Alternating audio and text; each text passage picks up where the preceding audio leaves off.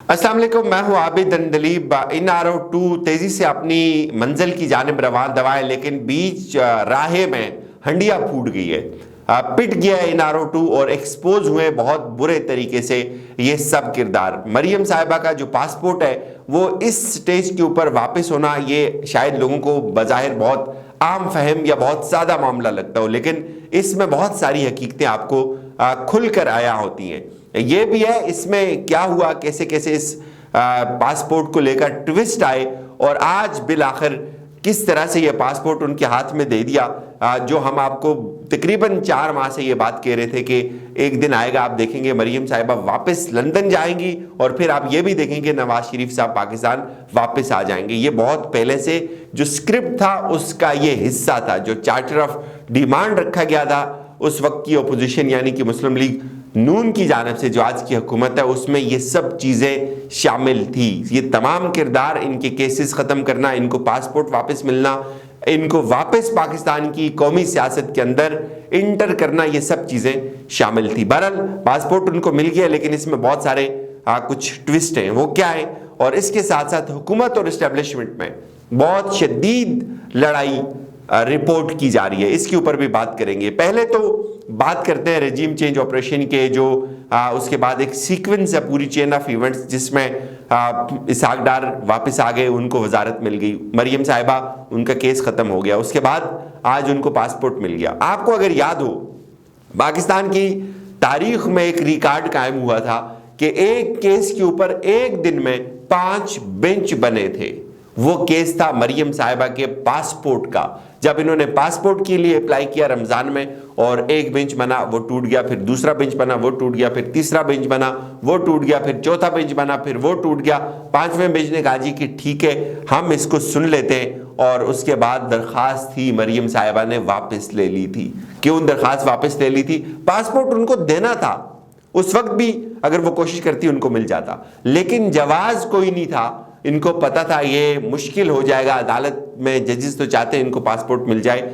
वो बेंच बनते थे टूटते थे, बनते थे टूटते थे, लेकिन वो जाहिर है किसी ग्राउंड का सहारा लेना था। और उसके बाद क्या हुआ, उसको भी सिक्योर करके पूरे की पूरी जो तरमीम थी उनको उड़ा दिया, और आज बिलाखिर उनको पासपोर्ट जारी हो गया। कुछ इंटरेस्टिंग इवेंट्स वहाँ भी पेश आए। एक तो जज साहब ने यह भी सवाल किया कि क्या इसके हवाले से कोई और दरख्वास्त भी इन्होंने दायर की थी। अब जाहिर है, मुझे एक बात बताएं, चीफ जस्टिस का ये इख्तियार होता है कि वो बेंच तश्कील देता है। एक दिन में अगर 5 बेंच बनते हैं टूटते हैं तो ये भी सवालिया निशान है कि वो उनको नहीं पता। बहरहाल जी, आज खबर ये है, लाहौर हाई कोर्ट ने मरियम नवाज की पासपोर्ट वापसी की दरख्वास्त मंजूर कर ली।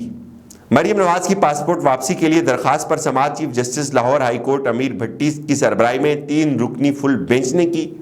चीफ जस्टिस अमीर भट्टी ने वकील अमजद परवेज एडवोकेट से इस्तफसार किया कि क्या मरियम नवाज ने पहले भी पासपोर्ट वापसी की दरख्वास्तें दायर की थीं, जिस पर मरियम के वकील ने बताया कि मौजूदा दरख्वास्त की रोशनी में पुरानी दरख्वास्तें गैर मुअस्सर हो चुकी हैं। ये बहुत टेक्निकल सवाल था। चीफ साहब को तो पता था दरख्वास्तें उन्होंने पहले दी हुई हैं, चूँकि उन्होंने ही बेंच बनाए हुए थे, लेकिन अगर वो पहली दरख्वास्त होती तो दरख्वास्त वो उस वक्त दायर हुई थी, तरमीम इन्होंने अब की है। तो ये एक टेक्निकल मूव थी नून लीग की जानिब से। पहले इन्होंने पूरे की पूरी जो रकावटें थी उनको ही हटा दिया, तरामीम करके सारी पिछली तरामीम को उड़ाकर नई एक दरख्वास्त उन्होंने दायर कर दी। अब इस पे अमजद परवेज एडवोकेट ने कहा कि मरियम नवाज के को पासपोर्ट जमा कराने पर जमानत मिली थी, 4 साल हो गए, लेकिन अब तक कोई रेफरेंस दायर नहीं हुआ। जिस केस में मरियम साहिबा का पासपोर्ट जो है वो अदालत ने रखा था अपने पास, अब तो वो केस ही ख़त्म हो गया है। और फिर उन्होंने कुछ और भी हवाले दिए, और कि सुलह हुदैबिया में भी ये हुआ था, और इस्लाम भी ये कहता है कि जो मुल्ज़िम है उसको सबसे पहले सुना जाए, उसको मौका दिया जाए, वो अपनी बात करे और उसके बाद उसको सज़ा दी जाए। बहरहाल अदालत ने उनको पासपोर्ट जारी कर दिया है। ठीक है, ये उनका हक है, हर पाकिस्तानी शहरी का ये हक है कि उसका पासपोर्ट उसके पास हो, वो फ्रीली मूव कर सके। लेकिन आप एक ट्विस्ट देखें कि इससे पहले क्या होता है, जब तरमीम नहीं होती, इनको पता है लीगली बहुत सारी चीजें सवालात उठ जाएंगे, ये उस वक्त भी कर लेते। वैसे कौम ने क्या बिगाड़ लिया इनका? इसहाक डार वापस आ गए, वो इसहाक डार जिनका JIT में जिक्र था, वो इसहाक डार जिनकी प्रॉपर्टीज में 91 टाइम इजाफा हुआ था। मुल्क गरीब हो रहा है, तबाह बर्बाद हो रहा है, कर्जे बढ़ रहे हैं, ان کا جو ذاتی بزنس تھا اس میں 91% اضافہ ہوا چند سالوں کے اندر، وہ بھی واپس آگے تو قوم نے کیا کر دیا. نواز شریف بھی واپس آ جائیں گے، قوم کیا کر لے گی. مریم صاحبہ واپس باہر چلی جائیں گی، قوم کیا کر لے گی. پوری کا پورا رجیم چینج ہو گیا، امپورٹڈ حکومت لا کے بٹھا دی گئی تو قوم نے کیا کر لیا. یہ بات تو خیر الگ ہے، لیکن اب وہ جا رہی ہیں باہر. جی وہ باہر جائیں گی، نواز شریف صاحب کے ساتھ مشاورت کریں گی. وہ ان کو رمضان میں بھی باہر جانے کی بہت جلدی تھی، لیکن اس وقت لوگوں نے ان کو کہا یار کہ یہ ججز کے لیے تھوڑا مشکل ہو جائے گا چونکہ کسی چیز کا سہارا نہیں لیا جا سکتا. تو اب انہوں نے وہ پوری کی پوری ترامیم اڑا دی اور اس کے بعد آج ان کو پاسپورٹ مل گیا. ان کی درخواست لگی اور پہلی سماعت کے اوپر ان کو پاسپورٹ جاری ہو گیا. خیر اب یہ آپریشن رجیم چینج کے جو سکسیسو ایونٹس ہیں یہ ایک ایک کر کے انفولڈ ہو رہے ہیں. اب بھی اگر قوم کو یہ سمجھ نہیں آتی کہ رجیم چینج کیوں ہوا تھا، اس کے مقاصد کیا تھے، تو پھر ہم کیا کہہ سکتے ہیں. بھائی رجیم چینج اس لیے ہوا تھا کہ اس شریف خاندان کو پورے کا پورا NRO2 دینا ہے اور ان کی ٹرم اینڈ کنڈیشنز کے اوپر دینا ہے. ان کی ٹرم اینڈ کنڈیشنز کیا تھیں جو آپ کو ابھی فلفل ہوتے ہوئے نظر آ رہی ہیں، جو آپ کو ابھی مکمل ہوتے ہوئے نظر آ رہی ہیں، جس میں یہ سارے ایونٹس آپ اگر کنیکٹ کر کے دیکھیں تو ایک ایک کر کے پورا کا پورا سسٹم گروی رکھ کے انہوں نے یہ سب کچھ کروا لیا اور بہت آسانی سے کروا لیا. کسی کو پتہ بھی نہیں چلتا کہ وہ ان کی چیزیں ہوتی جا رہی ہیں. کوئی یہ سوچ نہیں سکتا تھا آج سے 4 ماہ پہلے کہ اسحاق ڈار واپس آ جائے گا، وہ آپ کی اکانومی کے فیصلے کرے گا جس نے بیڑا غرق کر دیا، لیکن وہ آ کر بیٹھ گیا. بہرحال اب کیا ہونے جا رہا ہے، اب جی فائنل راؤنڈ ہے عمران خان کا بمقابلہ اسٹیبلشمنٹ. لڑائی اس وقت حکومت کی اسٹیبلشمنٹ کے ساتھ چل رہی ہے. وہ یہ ہے کہ حکومت یہ چاہتی ہے کہ عمران خان کو کاؤنٹر کرنے کے لیے اسٹیبلشمنٹ اپنا کردار ادا کرے. عمران خان کا جو ایک کراؤڈ آ رہا ہے، چونکہ عمران خان یہ فیصلہ کر چکے ہیں کہ اب چیزیں ٹھیک نہیں ہو سکتی، اس حد تک حالات خراب ہو چکے ہیں، ان میں ٹھیک ہونے کی گنجائش نہیں ہے. اب لڑائی سے چیزیں ٹھیک ہوں گی. پاور ٹاکس ٹو پاور یہ مریم صاحبہ کا فارمولہ تھا.